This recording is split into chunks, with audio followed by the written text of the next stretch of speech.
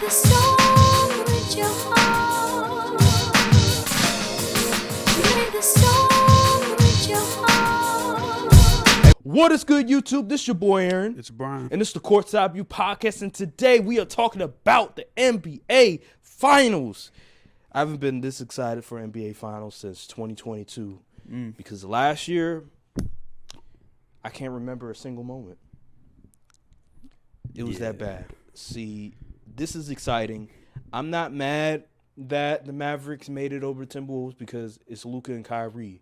And honestly, I'm glad that they made it over the Timberwolves because I think Boston would have had their way against the Timberwolves after what I saw. Yes. After what I saw with the Timberwolves, I think Boston would have had their way against them because the film that I seen, yeah, it's pretty bad. But regardless, I want to talk about real quick the Mavericks defeating the Timberwolves in Game 5. I rewatched the first half, and my God, just the amount of errors from the Timberwolves.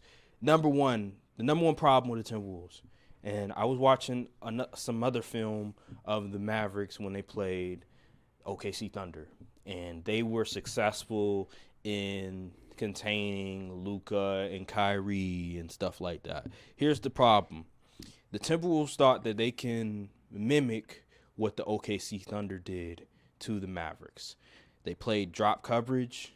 They played drop coverage, and they thought that, okay, we put Jaden McDaniels on Luka. We put Anthony Edwards on Luka. We put Anthony Edwards on Kyrie, and that'll work. It didn't work. Because when it comes to Luka, you need somebody that can match him strength for strength. Jaden McDaniels, Anthony Edwards are not strong enough to pretty much negate whatever Luka was trying to go to when they were doing the pick and roll. Because the offense is, they're going to pick and roll you to death. Like every single play, every single time down the floor, they're pick and roll left and right. I'm like, damn.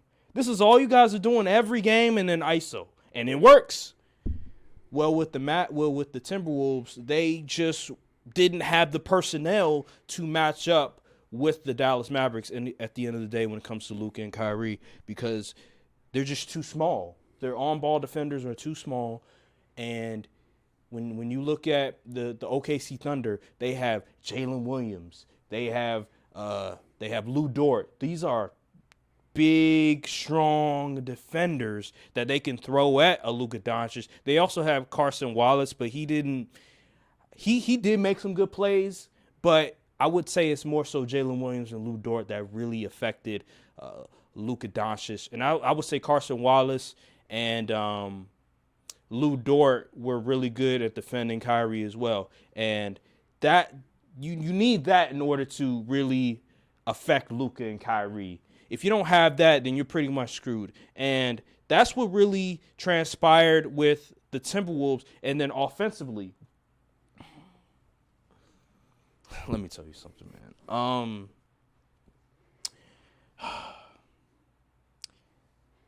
Rudy Gobert attempted 7 shots in the first quarter. Rudy Gobert attempted 7 shots in the first quarter. They threw the ball to him on post-ups. They gave him the ball in the paint. That's where you lost the game. He was in the game from the opening tip all the way to 2 minutes in the first quarter. The Minnesota Timberwolves were not able to score. I think it was maybe from 5, maybe 6 minutes all the way to 2 minutes. They were having a problem with scoring. And wouldn't it behoove you to take Rudy Gobert out of the game? Wouldn't it behoove you to try to get some sort of spacing going? And the problem is, and I'll let you get to what you want to say. Early in the game, they took Jaden McDaniels out and they brought in Kyle Anderson. Here's the problem. Kyle Anderson's not a shooter. Rudy Gobert, we already know he's not a shooter. So he's going to take up space. Luka Doncic, all he has to do is roam. That's all Luka Doncic wants to do is roam. What I mean by roaming, he's pretty much, think of him as like a linebacker, middle linebacker, a free safety or something like that, where they're not defending their player. They're just in a space where they are defending passing lanes. They're trying to get steals. They're trying to be the weak side, help side defender. That's what Luka is doing. When you put Kyle Anderson in the game and you have Rudy Gobert in the game as well, he doesn't have to defend his man. And so I posted this on the Instagram account. Ant gets the switch on Luka. So Luka, he's playing on-ball defense for the first time in forever. Ant is able to beat Luka off the dribble, but there's two guys in the paint. There's Gafford, and then there's the other guard, number 1, I forget his name. But they had two guys in the paint. Number 1? Yeah. Is that Jaden Hardy? Yes, okay. Yes. They're contesting they're contesting in the paint. He tries to drive in the lane, but there's two guys contesting, and he can't get his shot off. That's the problem. And Chris Finch and Micah Nori, they screwed this up with their lineups. The offense just being too predictable. They had Karl-Anthony Towns isoing at the top of the 3-point line and at the top of the wing, the right side of the wing. No, left side of the wing, excuse me. And they just kept doing it over and over again. And he was playing like a guard yet again. He had 29 points, but most of his points he got when the game was out of hand. And he wasn't shooting the ball efficiently enough. It was just all over the place. The offense never got a groove. Anthony Edwards had to work for every shot. I thought after Anthony Edwards' first shot attempt, even though he missed it, I was like, okay, I think they figured something out because they had him coming off a screen. And he caught the ball, 3 dribbles, free throw line jumper. I was like, okay, I see what they're trying to do. They're not trying to have him just get the ball, do a million dribbles and pick and roll and then try to get a shot off. They're actually calling plays for him to get it, make it easier. It wasn't the case. What was your reaction to the game for the Mavericks versus Timberwolves game 5? So game 5, I didn't see the beginning of the game. I was eating dinner, but I looked at the score. I was like, what's the score to this game? It was like 40-something to 19. I was like, oh. Mm-hmm. I said, well, this ain't going to be – it's Jova for him. Yeah. And then I did watch the second half just to see what the heck was the issue, and I was like, yep, Rudy Gobert. But it's you pretty much nailed it on the head as far as the offensive woes for the Timberwolves. They didn't really have any offense. Like you said, the spacing was terrible. Mm-hmm. You got Slow-Mo and Gobert on the floor at the same time. All they have to do is just play the paint. They'll let Kyle Anderson shoot all day. He ain't no sniper out there. Yeah. And so they just had the recipe. The Timberwolves like to attack the paint. The Mavs had one of the best rim defenders in the West. So, and Derek Lively's playing out of his mind for a rookie. So yeah, man, it was just a bad matchup. I truly did not see the series going this way. Yeah, and here's the thing, because when you see a guy in Luka Doncic hitting those crazy shots over and over and over again, and he's not missing, wouldn't it behoove you to trap him? Especially when Kyrie, he got subbed out in the game in the first quarter. So when Kyrie is subbed out of the game, just trap Luka whenever he gets the ball. But they didn't do that. They waited until, I believe, maybe midway the second quarter when they were already down by like 20 to start trapping him. But it was too late. Like, he already got a groove on. They already had a good lead. And then you sub in Kyrie. I mean, even if you trap Luka at that point, you still have Kyrie to deal with. And they were doing, and it was actually working. It was successful. But yet again, because your offense was not producing any points, it doesn't matter if your defense plays well, because you have to play well on the offensive end, and they didn't do that at all. And they put Kyle Anderson on Luka because he was successful. I believe it was game 4 and maybe parts of game 3. But again, this is Luka Doncic. Like, there's nobody that could really guard Luka Doncic.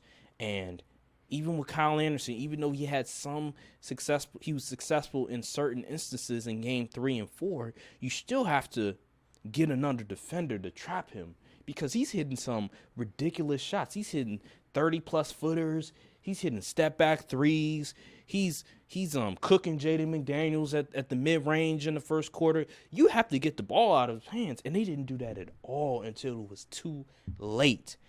And by then, waved the white flag. They waved the white flag. They really did with the lineup changes, with the reason. Like, another thing, like, okay, you sub Rudy Gobert out at the 2-minute mark. Why is he playing during the start of the second quarter?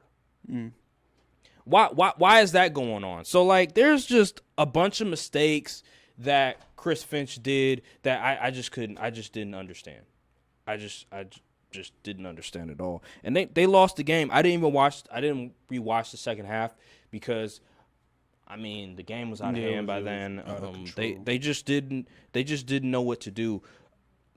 I want to transition to just what do the Timberwolves need to do this offseason to improve their team, because correct me if I'm wrong, y'all, but like I saw something online on Twitter. It was like, I think a reporter made an ask Chris Finch a question about the Mavericks offense, and are you going to take some things that they're doing and implement it to your system? And I think Chris Finch said something to the lines of, we want to implement some stuff from more of the Nuggets style of play than the Mavericks style of play. I think that was kind of what he pretty much said.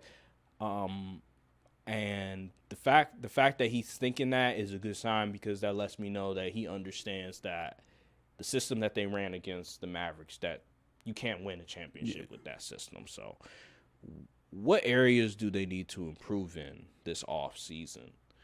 Well, like you said, they definitely need to fix up their offensive scheme for sure. They also have got to get another guy or a player that can create their own shot, put the ball on the floor and get a bucket. Jaden McDaniels, he's cool, but he's mostly like defense guy, 3-and-D kind of guys. But they need a bona fide scorer, and they need to fix this is why I hated the Rudy Gobert and Cat combo when that trade first happened, because Cat, he has the tools to be that big in the working from the post, working inside. But now he's like kind of forced to play a guard because Rudy Gobert can't space the floor. So anytime Cat wants to play his back to the basket or whatever, he can easily get trapped by the second big. And we also need Anthony Edwards to get in the gym, work on not turning the ball over whenever a double is coming. Yeah, that is true. And man, it's just personnel stuff, lineups and all that. They just got I think the offense is truly the biggest issue. Yeah, it is. It is too predictable. We all know if Ant gets the ball, it's gonna be a pick coming, and he's probably just gonna try to out athlete you to the basket. But yeah, they need to figure that. I truly think they need another guy to create opportunities. Here's what I believe they need. They need another shot creator. Yeah. From the perimeter, because when you look at the lineup, the only guy out there that can create his own shot consistently and beat their man off the dribble was Ant. Mike Conley at his stage of his career, he can't do that. He's a really good. I like Mike Conley as like a good solid starter. He should be coming off the bench. Coming off the bench, stage of his career, because he's not. He defensively, he's not the same guy he once was. So you would like him to come off the bench. They need another shot creator. With Karl Anthony Towns, he plays too much like a guard, man. Like, you need him in the post. You need design plays for him on the block. It shouldn't be him out at the 3-point line, exactly, shooting threes all over the place. He shouldn't be getting the ball at the top of the 3-point line, and he's trying to drive like he's a guard or a wing. That's just not winning basketball, and they kept doing it over and over again. He needs to get into his AD bag and just say, man, screw this. I got to play the 5. Yeah. Correctly. Jokic, Embiid, like, we need him to get into the paint, get into the post, and do that, because I feel like he let the defense off the hook by standing in the three-point line, shooting jumpers, instead of crashing the paint, demanding the ball in the post, because he never did that. It was just him trying to create his own offense from the perimeter. And that's why they lost, because really Cat was selling a lot. He wasn't getting to the spots he's supposed to get to. You could say coaching, the coaches should have told Cat, yo, get your big ass on the block. I do agree with you that the Rudy Gobert and Cat lineup has a lot to do with it, because it hurts the spacing. When they traded for him, everybody said it was going to hurt the spacing.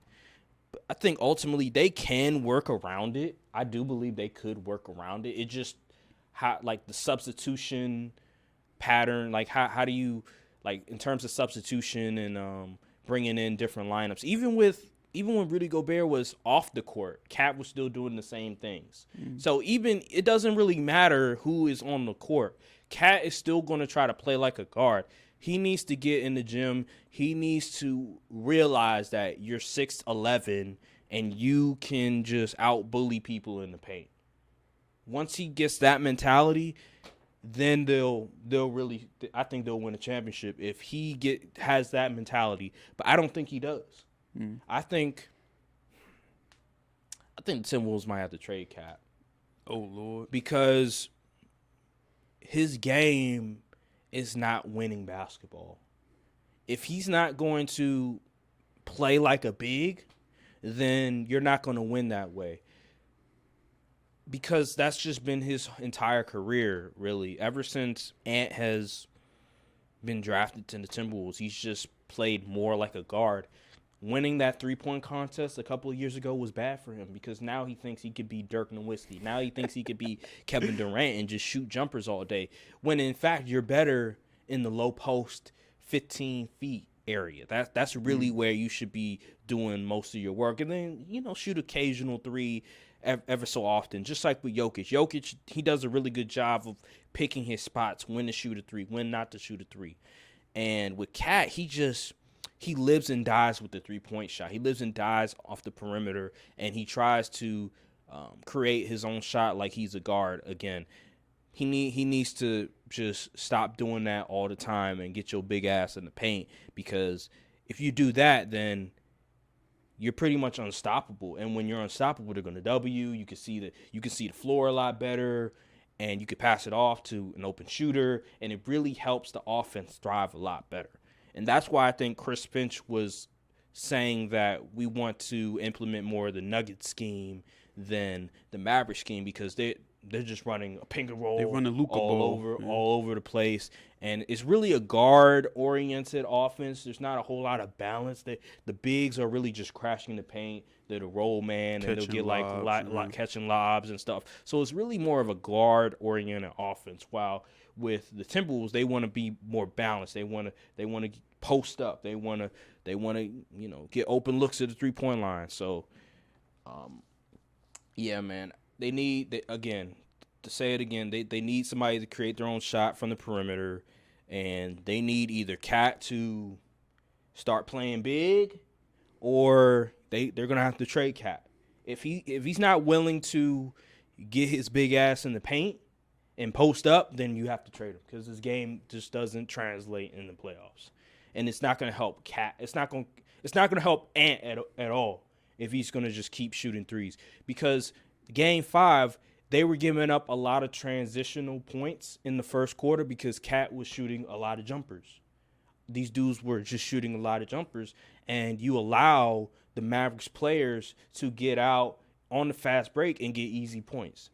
When you keep shooting jumpers, when you keep shooting threes and you keep missing, it's going to prevent you from getting back on defense and stopping the opposing team from scoring, and that's what happened a lot that game. And that's just, you can't win that way. You cannot. You have to slow the game down sometimes, and they weren't able to do that. Let's get to the finals. Let's get to the NBA finals.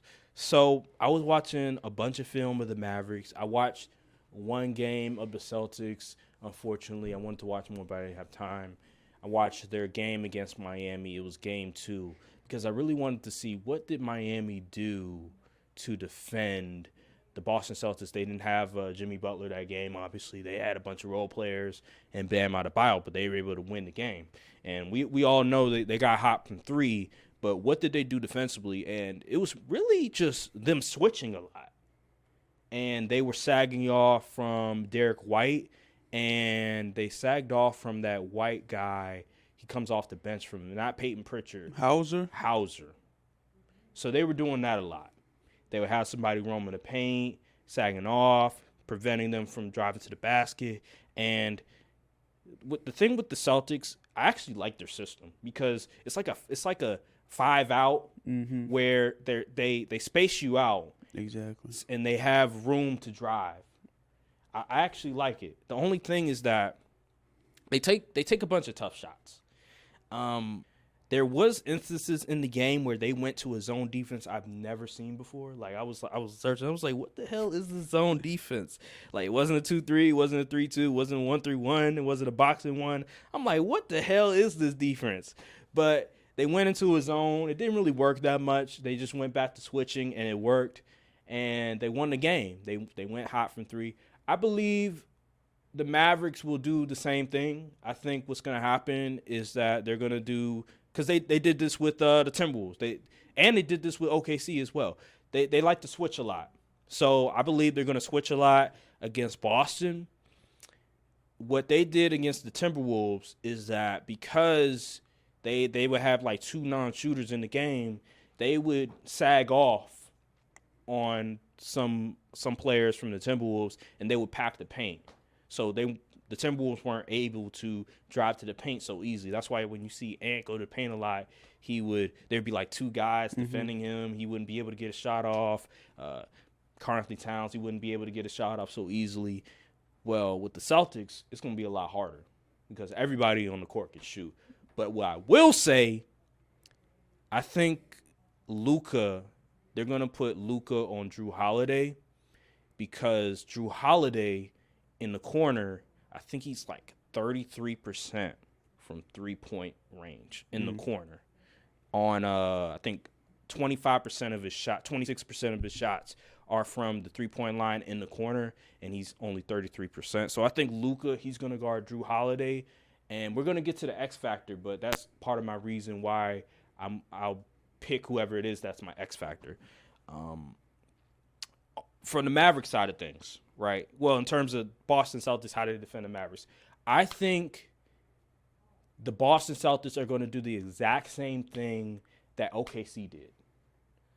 They're going to go drop coverage. They're going to have Drew guarding Luka because I think they believe that Drew can do just as good a job as Lou Dort did against Luka, defending Luka.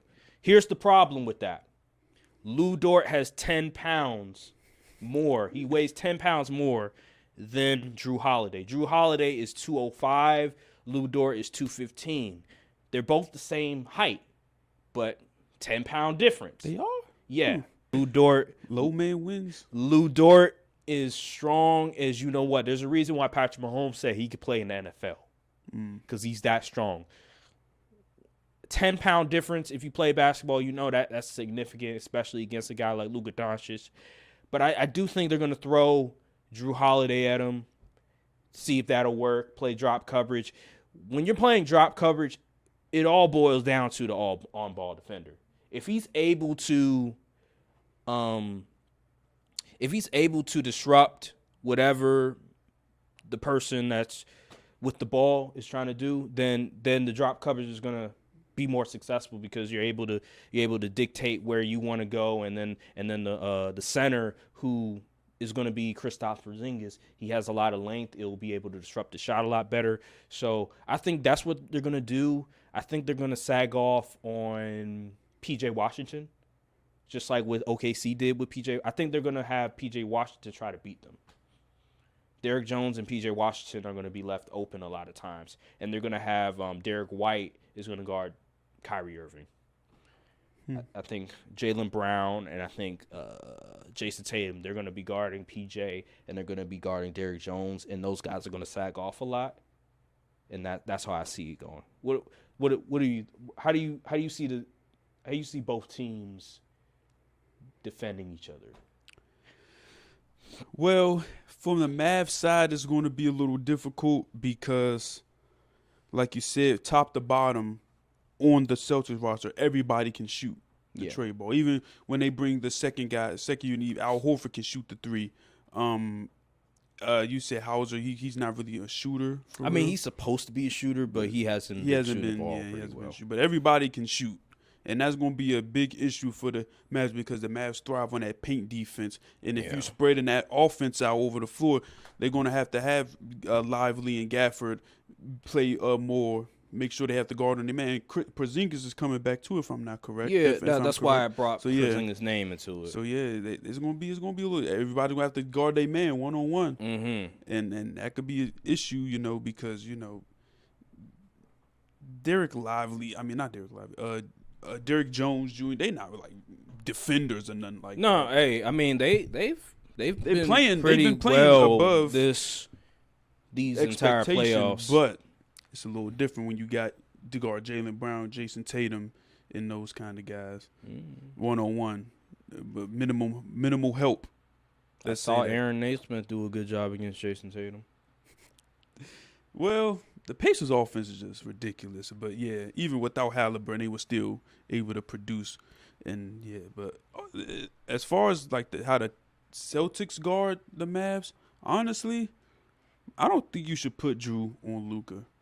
Really? I'm going into this series thinking Luka's going to get whatever he wants regardless. I'm making sure nobody else gets what they want.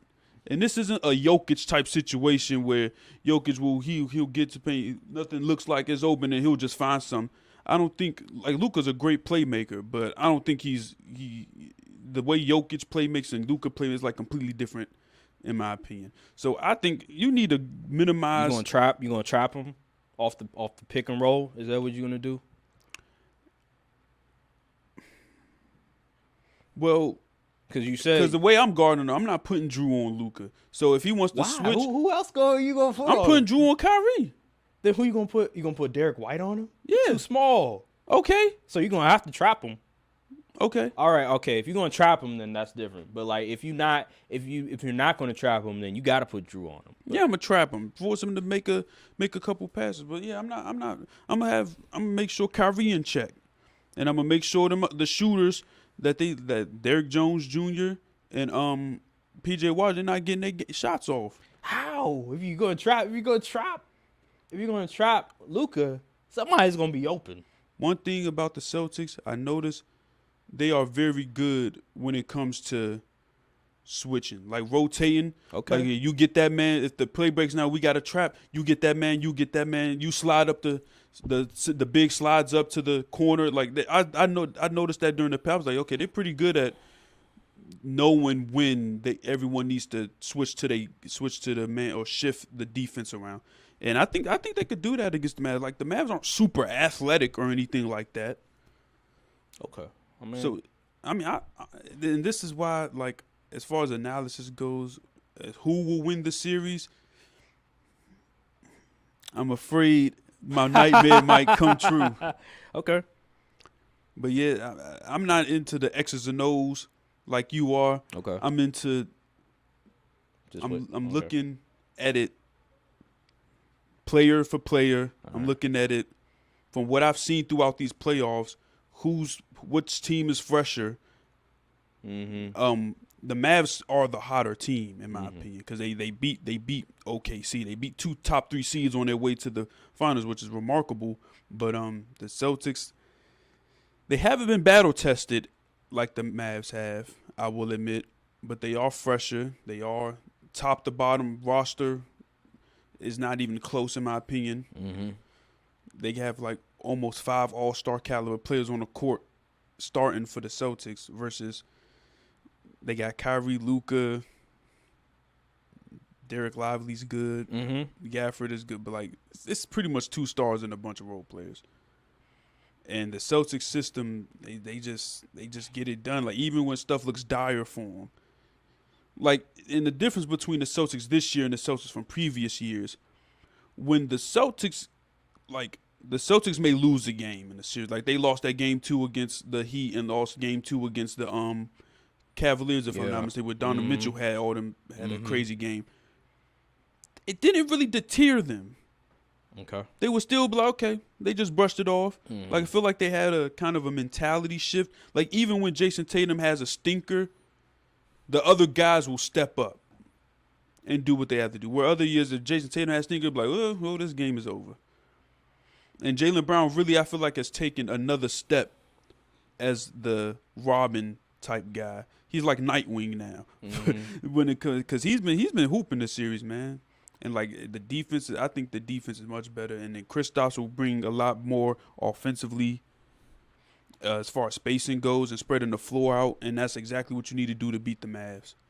And I think the Celtics. What you got? How many games? I say 7. 7 The games. Mavs not gonna make it. The Mavs gonna make it tough for them. Okay. Mavs gonna make it tough. For them. I mean, I was just saying what I think they're going to do defensively. I'm not saying what they should do. What they should do, you have to mix up the coverage if you're going to defend Luka. You can't just do the same coverage over and over. I'm pretty again. sure Joe Mazzulla will figure something out. I think what they're going to initially do is drop, and if it doesn't work, drop. Yeah, I think they're going to initially do drop coverage, and then they're going to switch it up. They may go a hard hedge, or they may go a trap.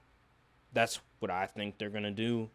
And I think because you have to look at it from this because you have Kyrie, you have Luka. So how are they going to defend Kyrie and Luka? Because they can defend Luka one way to defend Kyrie another way. I think with OKC. Well, they have experience defending Kyrie, obviously. I'm just saying, like, with OKC, there was a point where they just trapped both Kyrie and Luka at one point. OKC, they were throwing, I think it may have been Game 6. They were throwing a whole bunch of different coverages in them, and it was working. A lot of it was working, but then ultimately the role players were hitting shots. Like P.J. Washington was hitting shots. Derrick Jones was hitting shots, and that's what really propelled them to win the game. Luka still had like 29 and like a triple double, but the role players were really hitting shots. Kyrie had a down series. He I think he averaged 22 on the series. Yeah. And again, because if the Celtics can do that, I think they win. The personnel was just tremendous. Carson Wallace and Lou Dort and Jalen Williams, those guys really made it difficult for them to score. And then you have to also give credit to Chet Holmgren, his length, his size, and I think that's what Porzingis. I believe he can sort of mimic what Chet Holmgren did in that series because he has the size, he has the length, he has the athleticism. Here's my thing with the Celtics that I think Drew Holiday, my X factor for this game is going to be Drew for the series. You've been calling this man Carson. It's Kason Wallace. Kason Wallace. Excuse me. Kason Wallace. Drew Holiday is going to be the X factor for the series because I believe he's going to have to defend Luka a lot.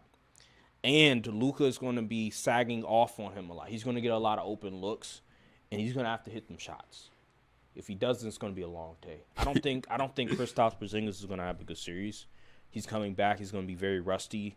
And one thing about Kristaps, he is 7'3", and he is talented, but you can get him off his spot, and he will get bounced around. Like, you can disrupt him. It doesn't have to be like, get a hand in his face, but you can use your strength, and it will bother him. I've seen it before against Miami. He would, like, Bam Adebayo, he was disrupting Kristaps Porzingis a lot in that game. And I believe the Mavericks, they can do the same thing.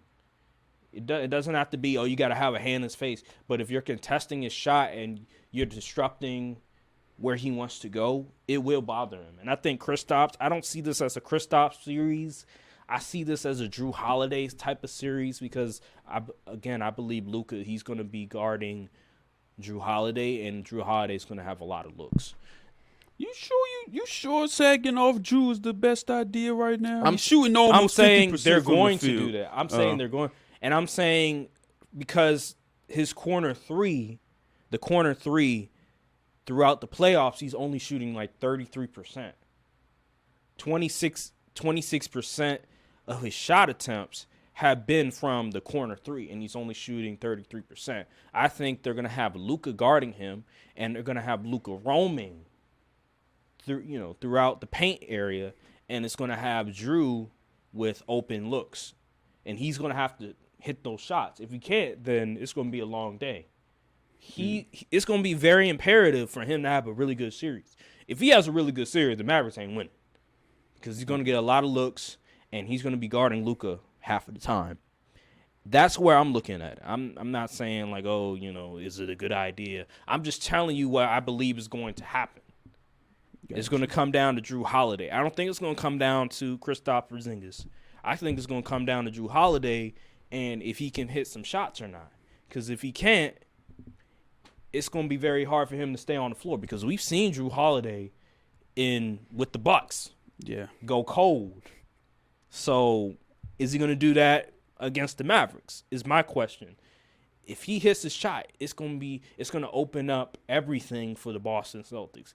Like you're going to see a lot more one-on-ones with Jason Tatum, with Jaylen Brown, because they might have Luka. He's going to have to step up probably and defend Jrue Holiday, and you don't want that for Luka Doncic. Another thing the Celtics have to do, they have to take advantage of Luka Doncic on the switch. The Timberwolves weren't doing that. The Timberwolves allowed Luka to just roam. He didn't have to play a whole lot of defense. Matter of fact, I saw a video where it broke down how Luka doesn't even have to keep his man in front of him. He could just let him, as long as he's like still close by, and the defender, the center, is right there, able to contest. That's all he really has to do. He doesn't even have to keep his man in front. But you can't let that happen in this series. You have to attach the switch because they're going to be switching a lot this series. And the Mavericks are actually really good at switching. The only time they weren't good at switching was against OKC because Shai Gilgeous-Alexander was cooking them. Yeah. But what did they do? Although Shai was cooking them, everybody else wasn't doing much. Jalen Williams wasn't doing much. Chet wasn't doing much. Lou Dort wasn't doing much. Everybody else was having a problem with the switching, and then they also went to a zone at times. This was Game 6. When they came back, they went to a zone. They were switching as well. So Boston's gonna have to attack that switch. If they can't attach the switch, I mean they ain't gonna win for squat because that's what they want to do. I have the Mavericks a series in 7. I think the Mavericks. I don't think there's an answer for Luka. I don't think the Celtics have an answer for Luka. And if you can't stop Luka, you're not gonna win. I know what you said. You said that if I was Boston, I'm trapping, I'm getting the ball out of his hands. And that sounds cool, but I've seen the Mavericks in some games with their role players getting hot from 3, PJ Washington. This is the X factor for the Mavericks is PJ Washington. He's going to get a lot of wide open looks. I was going back and forth with this. I was thinking, is it going to be Derrick Jones? Is it going to be P.J. Washington? Because both of them are going to get open looks. But I think it's going to be P.J. Washington because I think Jason Tatum or Jaylen Brown, they're going to sag off on him a lot. They're going to keep him, just like with OKC, just like with the Timberwolves, and they're going to force him to make some shots. And if P.J. Washington can hit his shots, it's going to be very difficult to guard the Mavericks because that's what the teams want the Mavericks do. They want P.J. Washington to beat them. They want Derrick Jones to beat them. And if they're hitting shots, then it's impossible to guard them. I believe P.J. Washington is going to hit shots. I believe he's going to have a good series. I think that Luka Doncic is going to have his way no matter what. I think Kyrie is going to have a really good series.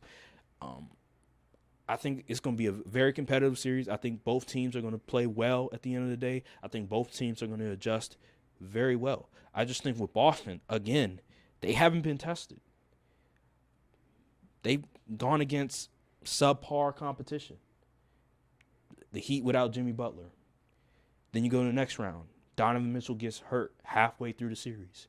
And then you go to the conference finals. Tyrese Halliburton gets hurt halfway. Matter of fact, it wasn't even halfway. It was game 2 he gets hurt through the series. So you have that going on.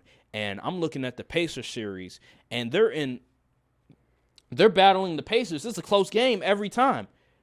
I will give them credit that the fourth quarter, they were able to execute down the stretch pretty well. But yet again, no Tyrese Halliburton. The Pacers weren't even supposed to really be there. They were like a 6 seed. I just think the Mavericks, they've battle-tested. They've gone through a lot of really good opponents. I think Luka, he's hard to defend. I like Kyrie in this matchup. I think P.J. Washington's going to hit his shots. I think the offense for the Mavericks, the way that they utilize screen and rolls, is going to be hard for the Celtics to defend. I don't think Drew Holiday can guard Luka at all.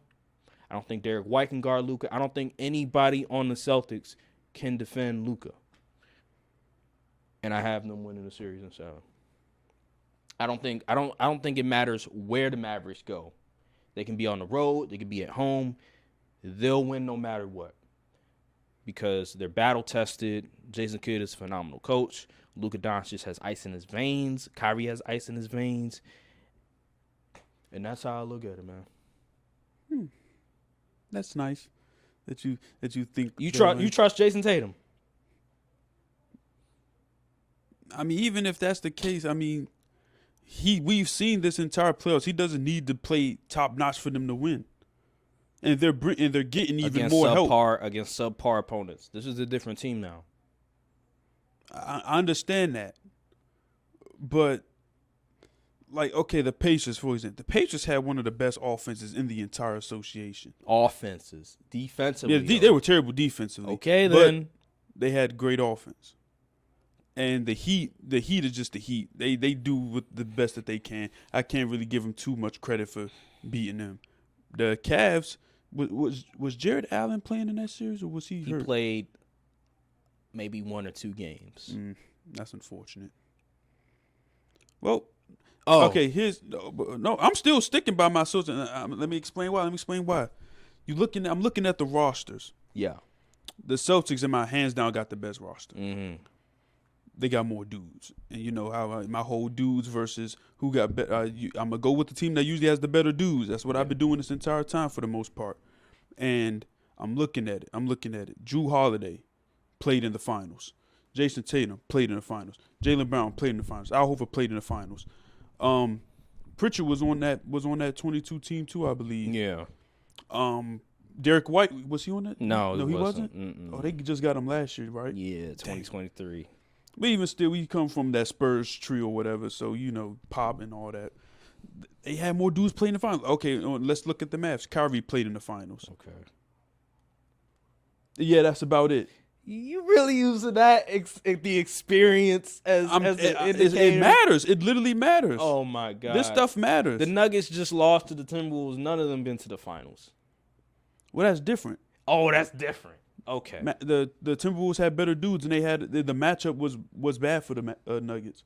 Even though it still went to 7, even though they was down 2-0 after losing both games at home, they still took 7. But it was a bad matchup. But what if this is a bad matchup for the Celtics? It's not. That's the thing. Okay, but even still, sometimes even with experience, that don't mean. I promise you, every Celtics fan would rather have played the Mavs than the Timberwolves. You mean the Timberwolves? They would rather play the Timberwolves. No, they would rather play the Mavs. Oh yeah, my fault. Yeah, you're right. Well, I don't know. Timberwolves match up much better with the Celtics than the Mavs. I don't know about that because when you look at the Timberwolves' offense, I think they're easier to defend than the Mavs' offense.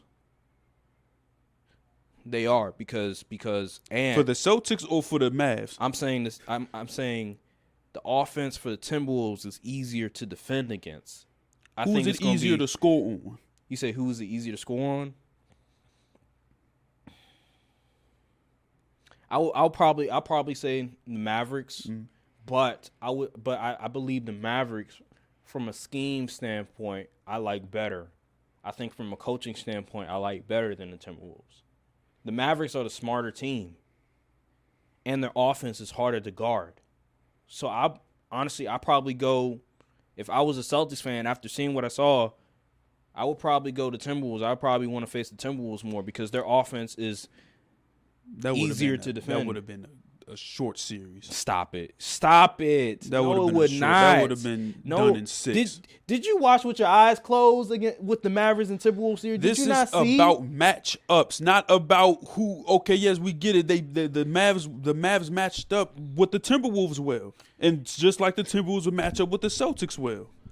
That's what it's all about at the end of the day. But you're just looking at it from one side of the floor. I'm talking about offense is the most important element of it all. And I feel like the offense would have been out. No, it wouldn't have. It wouldn't have because the Celtics have the guys that can guard and we saw with Karl Anthony Towns, he wants to be a guard. He's not going to try to bully you in the paint. And then you have Gobert that's clogging all the space. And Jaden McDaniels, he's not a shot creator. They only have one shot creator, and that's Anthony Edwards. And you see the Celtics, they have perimeter defenders. You have Jason Tatum, you have Jaylen Brown, you have Drew Holiday, you have Derek White. Those guys can throw all those guys at Anthony Edwards, and it's going to be hard for him to score. And they can pack the paint because you have Al Horford, you have Kristaps Porzingis, and then you have Tatum, you have Jaylen Brown. It was going to be difficult for the Minnesota Timberwolves to score because they don't have another shot creator. That's my point. Maybe defensively, yeah, maybe because they have, they got McDaniels who can match up well with the Tatum or Brown, and you have Ant who, although he's like 6'4", 6'5"-ish athletic, he has good lateral quickness. But offensively, no. It's not even close.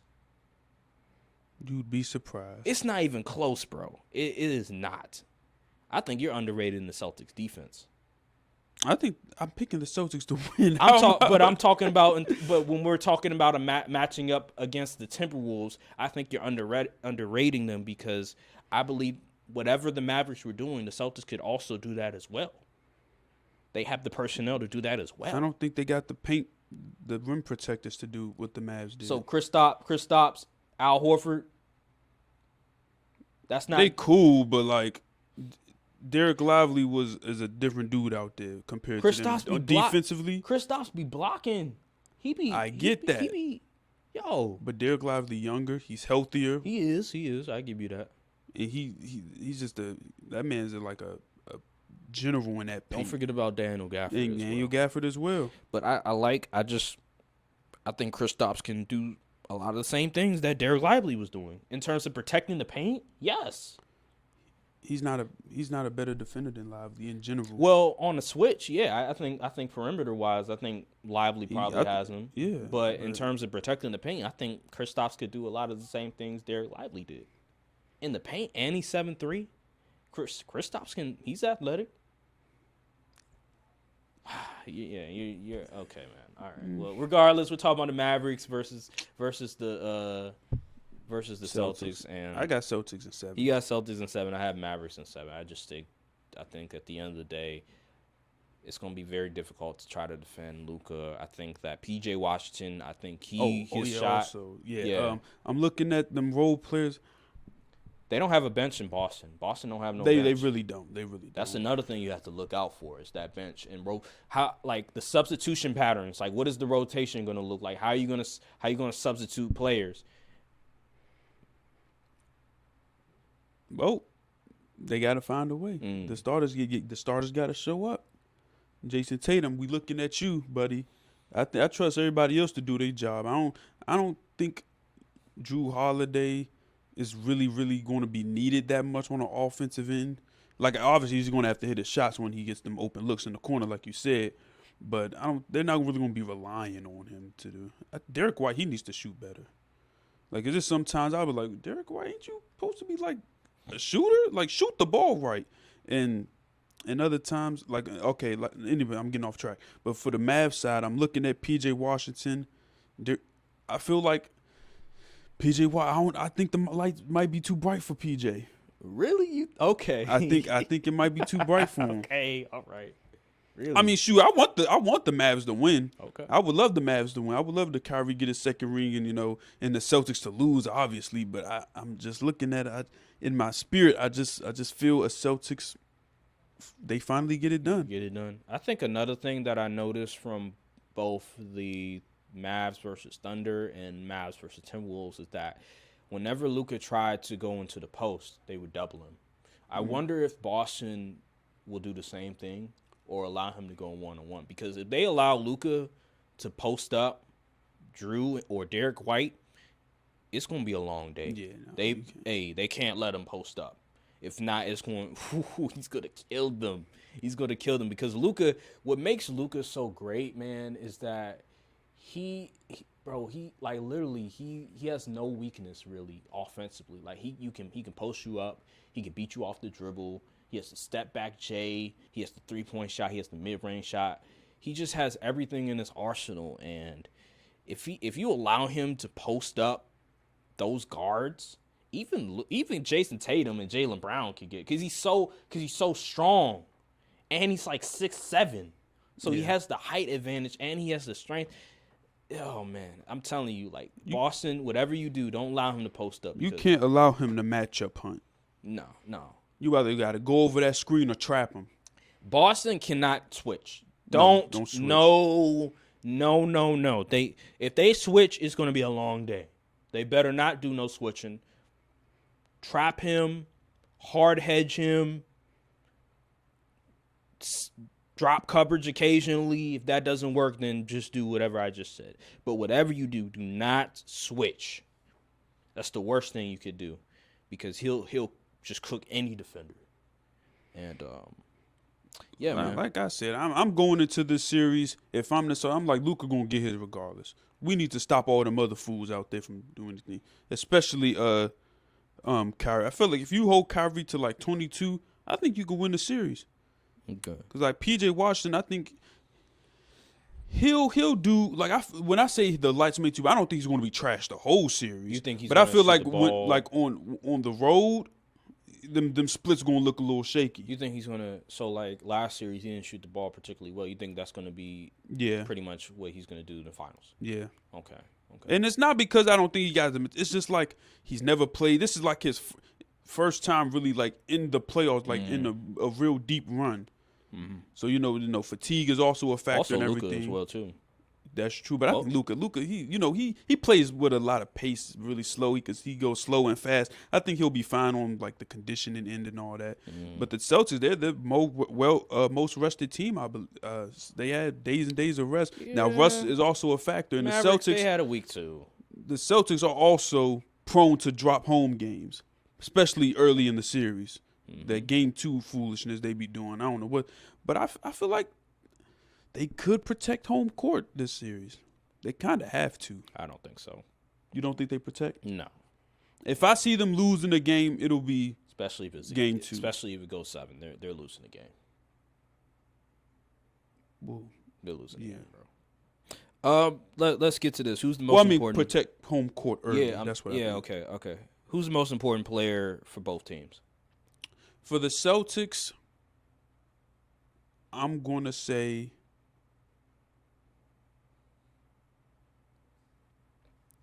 Jaylen Brown. He's been the hottest hand the entire series. Yes, Jason Tatum has been playing well. Yes, he led points, rebounds. Was it assists too in the conference finals? Yeah, pretty much. Which only a few other players have done in the league history. Mm-hmm. But I think Jaylen Brown will have like the best matchup.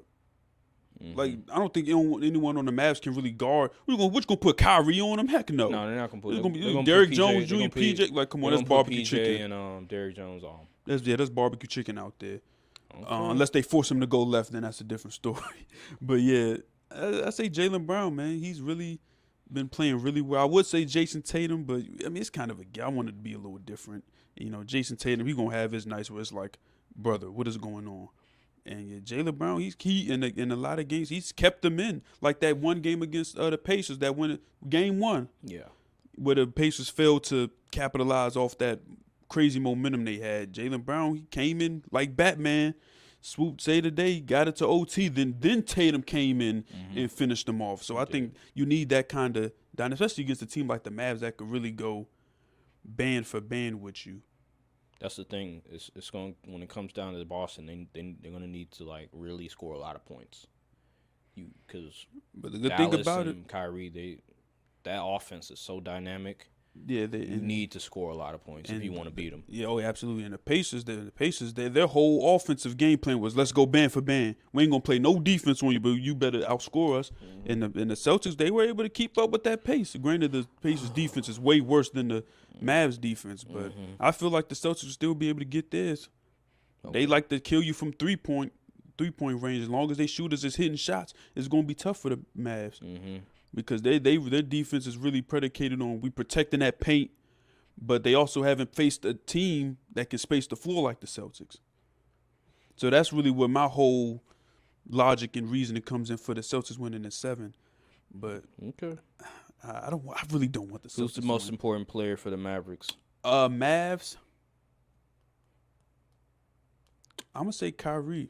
Kyrie needs to win his matchup. He needs to have a series where he's scoring 24, 25 a game. 22 ain't going to cut it. You can't have an OKC-type series, Kyrie. You need to actually go out there and score 25 a night. Like, seriously. Because I don't think the role players y'all got, they're good. They've done their job this far, but it's different on the final stage. And you've been to the finals. And we all know how Kyrie get down in the finals. So he needs to have one of them turn back the time to the 2016 finals where you drop 41 with Braun. We need that because you need at least one of them games because the Celtics they gonna be ready, and I think the Celtics they playing with a different type of chip on their shoulder this year. Granted, they had an easier path, but from what I've seen mentally and just see how the team responded to adversity, I feel like they're better than the previous years. I think they're better than when they went to the finals in 22. And that really shouldn't even be a hot take. I don't know about that. I think they're better than what they were in 22. I don't think so. I disagree with you on that. Really? Yeah, I do because, again, I'm looking at the competition that they went against. Although, yeah, they did sweep the Pacers. They did gentlemen sweep the other two teams. But the competition you go against matters. And truthfully, out of everyone in the Eastern Conference, the only team that even had a shot of taking that team to 7 games was a healthy Bucks. A healthy Miami Heat team, a healthy Knicks team. What are you talking about? You're crazy. You're overrating the hell out of. You are glazing the hell out of the Celtics, and I think the Celtics are a really good team, but you could tell from the Pacers series. From the Cavs series. Matter of fact, I'm putting the Cavs out there because everybody knew they ain't have no shot. But Miami, Pacers, the Knicks should have been in the conference finals. I'll give you the Knicks and Bucks. I ain't giving you the Heat. What? With Jimmy? You out of your damn bro. They didn't have Rozier either. So Ooh. They didn't have Rozier. Man, you're unbelievable. I said 7, not 6. I'm saying. I think the Heat could have got it to 6. They would have gotten to 7. With Jimmy, that would have been fun to see. With a healthy Jimmy. Well, these are, hypotheticals. Yeah, hypotheticals, man. We don't know. But anywho, my most important players. I'm just go with the best players. It's Jason Tatum. It's Luka. Like I think it's pretty simple. I expect Luka to get his 30 or whatever. I don't think Boston wins if Jason Tatum doesn't have a great game. I think Jason Tatum has to be the best player in order for them to win. Like I really think that, and I like Jaylen Brown a lot, but when it comes to against the Mavericks, your best player has to be the best player on the court. It can't be the other way around. It can't be the second best player is the best player. No, Jason Tatum, you have to be the best player. It's not necessarily about him being the best player. It's the fact that he can get his own shot, create his own shot, something the Timberwolves couldn't do. It was ant or bust for them. That is true. I just think Jason Tatum, he has to play remarkable basketball. He can't be average. He can't be mediocre. He can't be bad. He has to be efficient. He has to be great. He has to be efficient. If he's not great, you're not going to win. And with the Mavericks, everything boils down to Luka. Like he's the offense, he's the system. If he doesn't play well, they're not going to win. There's no chance of them winning. So the most important players, in my opinion, is Jason Tatum and it's Luka Doncic. That's just me. Who has the better bench, Mavericks or Boston or Celtics? Mavs. Yeah. Better coach. Come on now. I'd say Kid. Yeah. I'm giving it a Kid, too. And that's no disrespect to Joe Mazzulla, but I just think the way Jason Kidd was able to outcoach a lot of these coaches in the Western Conference with really good rosters, really good teams, I got to give the nod to Jason Kidd. Better starting five. Celtics. Easy. Yeah, I give it the Celtics.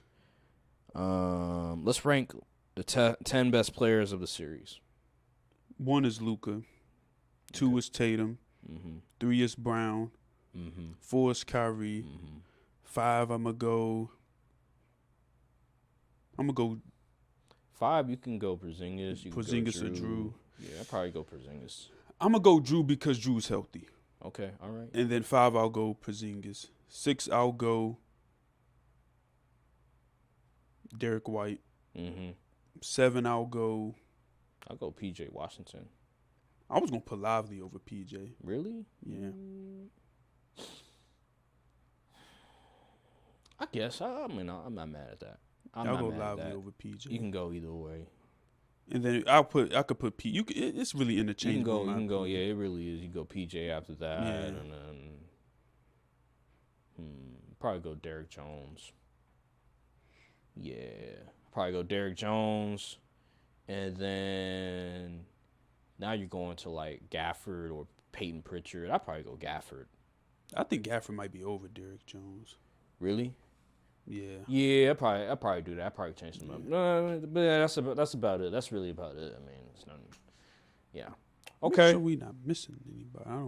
I don't think so. I mean, Boston doesn't really have a bench. Yeah, true. I just named the starting 5 pretty much. Yeah, pretty much. Yeah. I mean, yeah. All right. I'm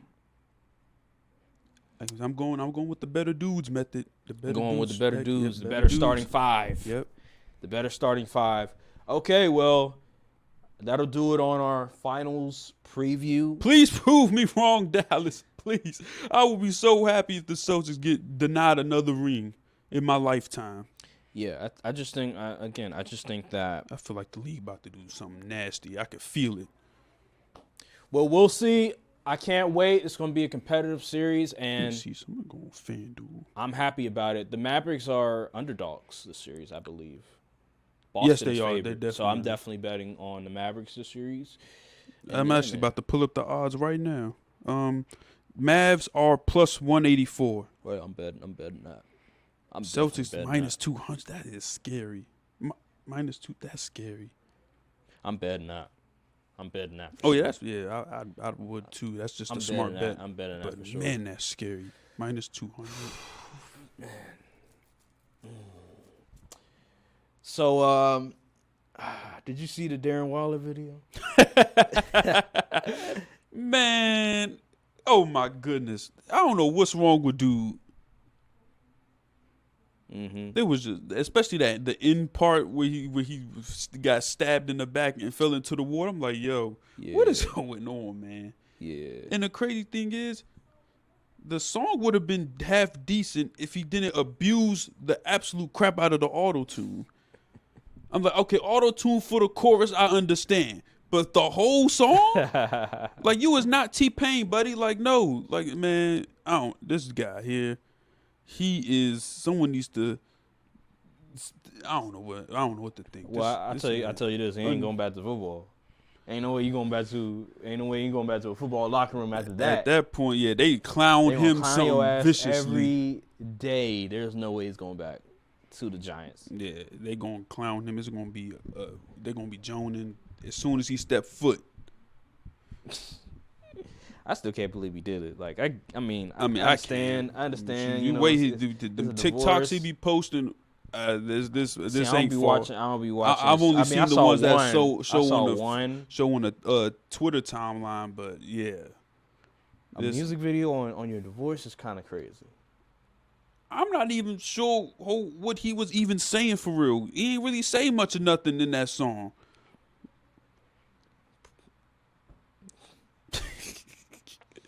I don't know, man. He just looked depressed. He's like, oh man, she broke my heart. That's it. That's all it was. He was all smiling in the video. Like, are you Are you upset that the divorce happened or what? I'm confused. And then the whole stabbed him in the Yeah. back, like.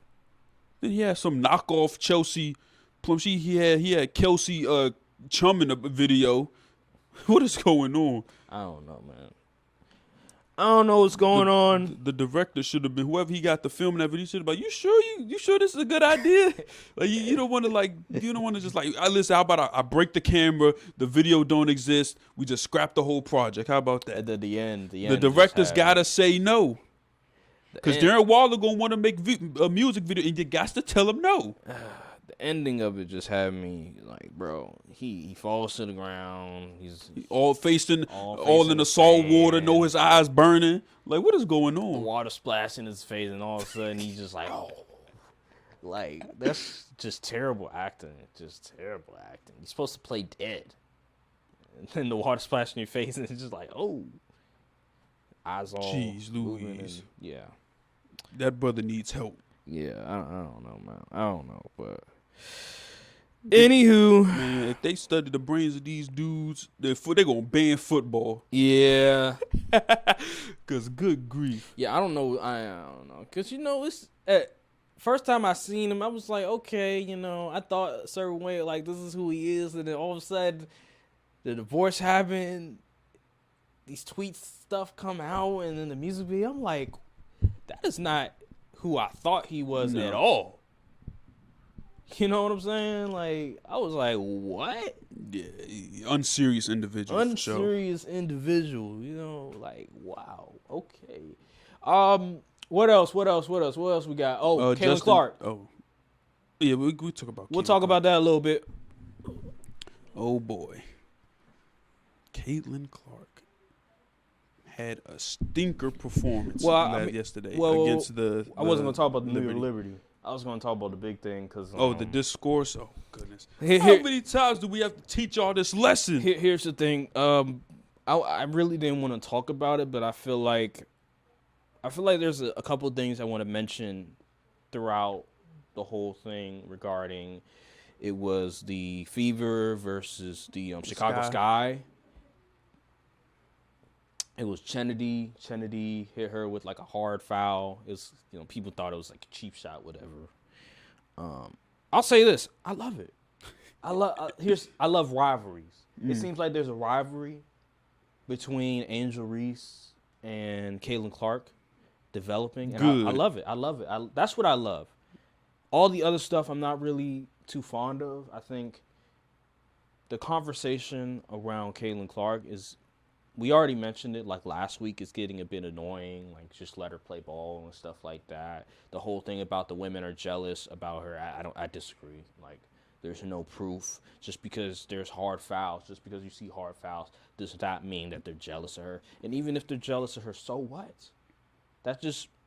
So what? Like, Michael Jordan, people were jealous of Michael Jordan. Magic Johnson, Larry Bird, people were jealous of Magic Johnson, Larry Bird. LeBron James. And LeBron James. It comes with the territory. When you're this popular figure, it comes with the territory. I remember Lonzo Ball, when he came to the league, Patrick Beverly was doing the exact same thing to him. Look at how Monte Ellis treated Curry. Exactly. So it comes with the territory. Who cares? Like, so what? So what? It's basketball. They're rookies. You have to deal with it. As a rookie, that's generally what happens a lot of time.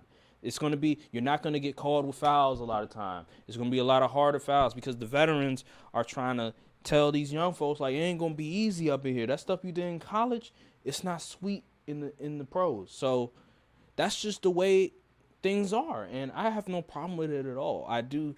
And the people that are crying about what Chennedy did, well, Caitlin Clark, the possession prior, was talking trash to her. We don't know what she said. She could have called her the B word. She could have said you an MFer. Like, we don't know what she said to her because, I mean, Caitlin Clark, she probably get disrespectful. She be talking. And Chennedy called her the B word. So I'm thinking she may have said something reckless to her. And, and she's a rookie? And apparently, according to people who watch the league avidly, Carter is one of them Ron Artest types. She ain't all the way right up there. That's what they said. So she probably the wrong one to play them type of games. Yeah, so whatever she said to her, she didn't take fawn to, and she retaliated, and she taught her a lesson. I just think, is it Bush League? I mean, I guess, but I'm not going to cry over it because this is just, this is the way it goes. I think there's a theme. Like they had, I don't know, the people who just started watching League had this expectation that these women are just all like super girly or whatever, and they don't get down and grimy or dirty. It's like it's sports. Like you gotta have some toughness to play these type of sports, these type of games. So I feel like they just have their whole expectation of what the WNBA is just completely off, because them women are not soft.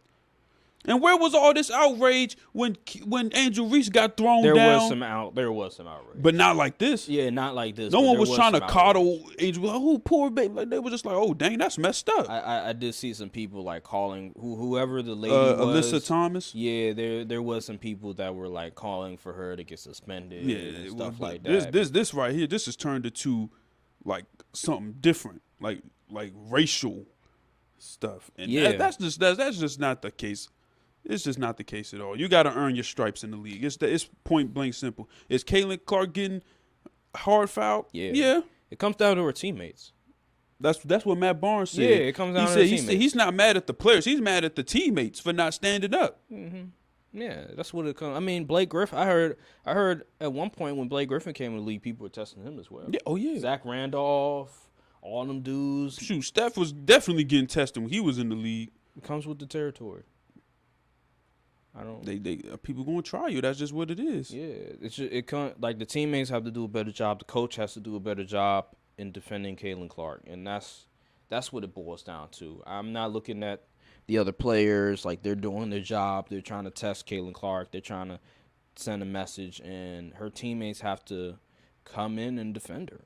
And they're not doing that, and that's the problem. Like I see clips. I see clips of her, getting hard fouled to the ground.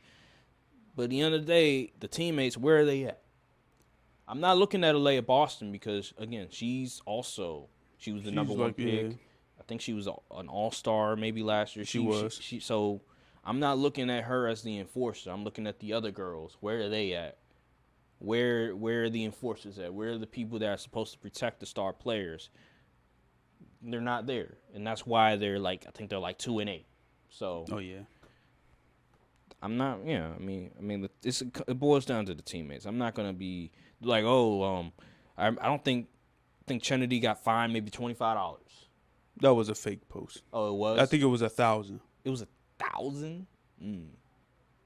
Regardless, I mean, and she didn't get. I don't think did. She get a technical? They upgraded the foul to a flagrant one, I believe. Okay. So people say, "Oh, you get suspended." People that liked the '90s, '80s basketball, all of a sudden now they're crying. It's too physical and stuff. I don't make up your mind. Do you like that type of stuff or not? Because that's what happened in the '80s and '90s, and you cherished it all the time. Remember when Rudy Gobert was getting bullied in the paint by Nikola Jokic? Yeah. People were saying, you got to do something about it. The same thing Chennedy did to freaking Caitlin Clark. They were saying that, Rudy Gobert, you got to do something like that. So they were campaigning for Rudy Gobert to do something like that. But when it comes to women's sports, women's basketball, and you see that done to Caitlin Clark, now we're crying about it. Double standards. Yeah. Like I said, they just had a certain expectation of what the W was like, and it ain't what they thought. No, they're competitors. They compete. They're professional athletes. They must have not seen Love and Basketball. Did any of them watch Love and Basketball? Because them women in Love and Basketball, when Sanaya Lathan's character, when she went overseas and they were battling, them women was feisty. They was talking trash. They was getting up in her. It was prime example. Kelsey Plum told this story where she was in a game going against the Phoenix Mercury. She was going against Diana Taurasi. She had the ball in the corner, something like that. She said, I'm about to blow by this old B or whatever. Mm-hmm. She tried to drive, and Diana Taurasi shoulder checked her, knocked her on the ground. And then that's just what it was. It's just hard basketball. I actually think this is good for the league. I think because the NBA is so, I'm not going to call it soft, but they changed the rules so much to the benefit of the offensive player. If the WNBA is a much more physical league compared to the NBA, that's good marketing. You can tell people like, hey, you complain about the NBA changing the rules, defense not allowed to do this, that, and the third. Well, watch the WNBA. It's more physical. You get away with a lot more. I think that's good marketing. I think this is actually good for the league. Mm-hmm. Because it lets people know, people that like 80s and 90s ball, early 2000 ball, well, here you go. They're sort of doing a lot of the same things. So if you like that type of ball, here you go. Yeah, and you have to wonder. I hate to have to take it there, but I feel like it's applicable. If Caitlin Clark was more masculine presenting, do you think she would get the same type of treatment? Because I don't think so. No, I don't think so. I'm not gonna say that the women in the W are punks or anything like that. I think. No, I'm talking about from the fans, like the backlash. The fans, like the discourse. I don't think the discourse would be out of control like that. Oh, in terms of defending Caitlin Clark, I think I agree with you. It is about appearance. It is about appearance. You know, she's white. She's very thin looking. You know, so I do think that is part of it. I just want people to be consistent and not try to just play one side because, again, she was talking trash to Chennedy the possession prior. And you could also say, even though Chennedy did take it a little too far, you could say she may have flopped. She may have over-exaggerated the hit because early in that game she did flop. Like, I believe, was it Angel Reese, yeah. And when she tried to get, she just moved her arm and she just fell to the ground. I'm like, what the heck is going on? Yeah. So don't she be trying to play the game too now? Don't try to. And I don't. She ain't all innocent and all that. We know Caitlin Clark likes to talk. I just think they need to. I think people need to stop playing one side of the coin. Like play both sides. Like talk about both instances. It's weird. The stuff that they love in the NBA, they don't like in the WNBA. Like, y'all like when players don't like each other. Y'all like the drama and all that. But as soon as it's the WNBA, it's an issue. They're sexist. Like, it's supposed to be kumbaya or They're something. Sexist. That also could definitely be. That is because women are supposed to act a certain way. They're supposed to act accordingly. They're not supposed to be acting so masculine and violent and stuff like that, so aggressive. Yeah. But it's a sport. It's you gotta have some dog in you to play. You at have that to high have some level. dog in you, and people that they're just not used to it. Obviously, a lot of people they're just not used to seeing that type of competitiveness on that level. Because in college, I mean, you watch college women's sports, and it's not to that degree. I mean, they're going to be competitive, but in terms of the aggressiveness, in terms of just the ferocity in which the women are conducting themselves with the hard fouls and the you barely even see that in the men's college level. Yeah, exactly. Like it's more.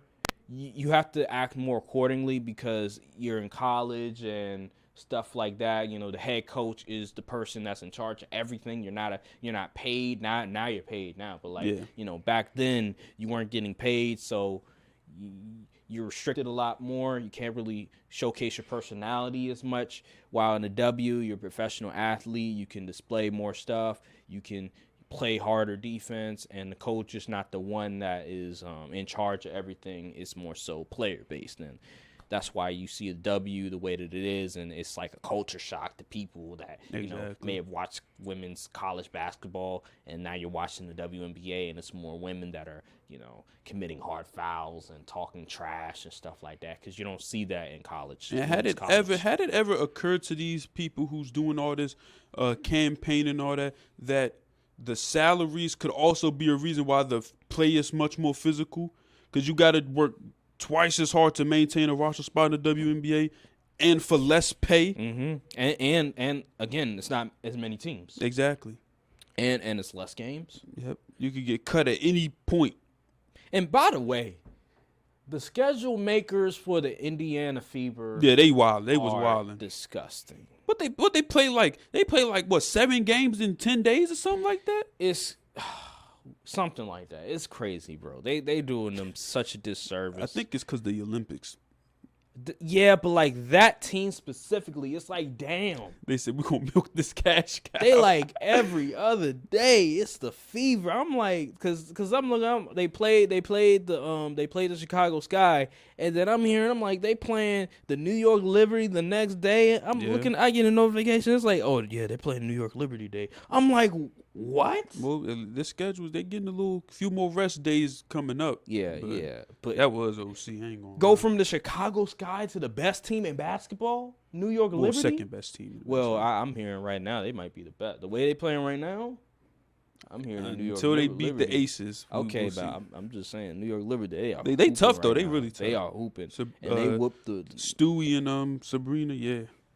Yeah, Sabrina Nolescu, man, she is killing it. But yeah, man, like it's just like, damn, the skeleton measures are There's so many good players in the W. Like, can we talk about them? Yeah, obviously. And like Arike, I believe she plays for the Dallas Wings. She's a hooper. You know what's interesting about WNBA? There's never like debates of who's the best player in the WNBA right now. I saw a tweet and most everybody agreed it was Asia Wilson. Yeah. That's what I believe. It's Asia Wilson. I think she's the best. And then but like, nobody talks about it. I think second would probably be like Sabrina or Stewie, whichever one. It depends, however. Yeah, that's what I was looking at. I thought it was like Asia Wilson as well, but nobody really talks about that. Because they don't know the game. They don't know exactly. They don't know any other players. It's not a lot of coverage. It's not a lot of coverage. They can't name 10 WNBA players. Like when we talk about who's the greatest WNBA player ever. It's Maya Moore. But they probably don't know that. But see, like there's never a debate about it. Like, because some people might say it's Lisa Leslie. It might be Cheryl Swoops. Me personally, the best WNBA player I've ever seen is Maya Moore. Yeah, she's done a lot in such a short time. Short span. That's just me. The best I've ever seen. It was like the Lynx was winning the finals for every year at one point. It was like, dang. Yeah, to me, she's the best I've ever seen. But there's never like a conversation about who's the greatest women WNBA basketball player ever. There's never a conversation about it. It's just like, again, because like you said, they don't know the game. I'm it's telling not a lot of coverage. If you told them to not name any rookies and you can't Google nothing, name 10 WNBA players, they couldn't do it. They can't even name all the teams. Mm-hmm. And it's only 12 of them. So I don't take the discourse for them people seriously. They becoming the people they hate on other sports. They hate casuals in the NBA and football, but they are the casuals now. And they talk just like the casuals. All the people who avidly watch the WNBA is not talking like this. I will say there is some people on Twitter. I remember Pat McAfee was talking about going to a WNBA game and just being in awe of just the competitiveness and the talent level. And there was some people trying to gatekeep. There was some people was like, you ain't know this like that. Like, that was kind of a silly take though. You ain't expect professional athletes at the top of the game to be good. Like, I'm confused. Wait. Let's not act like at a point in time we weren't making fun of women ball players, because there was points where they would show clips of women ball players looking really sorry. I mean, I never engaged with them type of posts. I've seen them, but I actually watched the WNBA, so I knew that wasn't how the game was all the time. But I'm saying, like, there was a point of time before we got to the point where we are now. Actually, let's say pre-COVID, the perception on the WNBA, it was a laughingstock to a lot of people. Yeah. They didn't take it serious because there would be clips of women playing the game, and it'd be like low light clips. You know, they look bad. They look really bad. It looked really bad. It's like, and then you compare it to the NBA. It's just it like, also didn't help when Brittany Griner said she'd beat DeMarcus Cousins. Bingo. That's what it was. A lot. Matter of fact, that was the point where like a lot of the WNBA players and women ball players, they would compare themselves to NBA players, and people like, what the fuck are you talking about? Like, and then people will bring up different clips, and that's where like a lot of people was like really starting to not take the WNBA seriously. But then once COVID hit, and we started seeing a little bit more coverage, Asia Wilson started to like really go off and stuff like that. The Aces started to really get big. the New York Liberty started to get really big, that's when people started taking more seriously. And then you have Caitlin Clark coming to the game, and that's where her effect and Angel Reese and all of them came in, and we started to take the game a lot more seriously. And then I think another thing is Kobe Bryant, before he passed, he was heavily involved in the women's game. And I think that also may have helped because he would talk very glowingly he always about endorsed it. the women's game. So I think that kind of helped as well because his daughter playing in it and the fact that he was very involved and he would speak up and say the women's game is more fundamentally sound than the men's game. Which it is. I think that helped a lot. So once that sort of sparked things, but ultimately once COVID happened and just Caitlin Clark, the Caitlin Clark effect and all the other women in college and Asia Wilson doing her thing, I think that really helped a lot. But there was a point in time where people were just not taking the women's sports seriously. I do remember that. Yeah, there definitely was a time. Not me though. But I wasn't talking about you, but I'm just. Oh saying, yeah, like, I know. There was a perception out there, this negative perception of women's basketball that they're not good. I always liked the WNBA because it was like a nice change of pace from the NBA where you see a lot more athlete type highlights and stuff like that. You turn on the W, it's more, like you said, it's more system like basketball, more fundamentally sound and stuff like that. So I always liked the WNBA for that aspect alone. Mm-hmm. Yeah, and I'll be the first one to say, like, I wasn't really watching the W like that. Like, I've seen some clips, highlights of, like, Maya Moore, Candace Parker, and them, but I wasn't, like, watching actual games. I used to go to the Mystics games back in the day. Yeah, it wasn't until, like, last year where I started watching a little bit, and then, obviously, this year I saw a couple, but I wasn't really watching the games like that. I was watching, like, highlights. Nah. So She was watching something. Yeah. Some people ain't watch nothing and giving their opinions. I know, right? They reading the box scores and arguing with people that watch the game. Yeah, I respect the women's sport. I think no average person can play against a women basketball player, professional athlete. They get cooked. And think that they imagine can them stand trying to guard Caitlin. Man. No. Barbecue chicken alert. Yeah, that's not gonna happen. So that's just me. I respect all genders. They play basketball, women, men. It doesn't matter. They're professional athletes for a reason. They do this for a living, and they'll cook any one of you. It does not matter. And absolutely. That whenever a guy talks about, I could beat that WNBA player, like, shut no, up. you can't. Like, you're just being disrespectful. You can't even beat a D1 college player. That's just disrespectful. Like, I hate when men do that. They just think, I could take her on. Like, I hate when people be like, they could be any athlete, professional athlete, period. Like, it's the most insane logic ever. I'm a two. I played D2. I played JUCO. I could beat her. Like, no, shut you up. can't. Shut up. No, you can't. Stop it. Now, when people say, Caitlin Clark, she could play well in the NBA. No, she can't. That's another thing. I remember I was listening to the radio, and somebody said that on the NBA radio, and I'm just like, shut up. Like, don't, no. And I loved Caitlin Clark, but shut up. Yeah. Let's not be delusional now. Exactly. Don't she cannot. We can appreciate her game without trying to say she could do it on the same level as the men's. Like, let her be great in her own lane. You feel me? Let's stop comparing. Right. Comparing the men to the women. Stop doing that. Just appreciate their game. And I'm just glad the game is where it's at. Anything else we need to say has happened that we need to discuss right now before we get out of here? Justin Jefferson just got paid 140 big ones. I thought he was going to get more. I don't know. I don't know what I was expecting. I knew he was going to get paid a lot of money though. People would why would people? Because there was people saying, he's going to get 200 M's. Oh no, they're crazy. I was like, I'd never give no wide receiver QB money. You lost your mind. Why do people say? Why there's so many people on the network saying he was going to get 200 M's? Like, they're delusional. No one's paying a wide receiver right now 200. Come on now, they barely even want to pay the QBs that.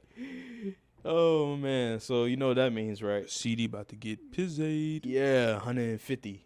It's like, no, he ain't gonna get maybe 45. 45. I don't know. Or Jerry slightly less than 140. I don't know if Jerry gonna do it though. That's a lot of money. You got to. For him?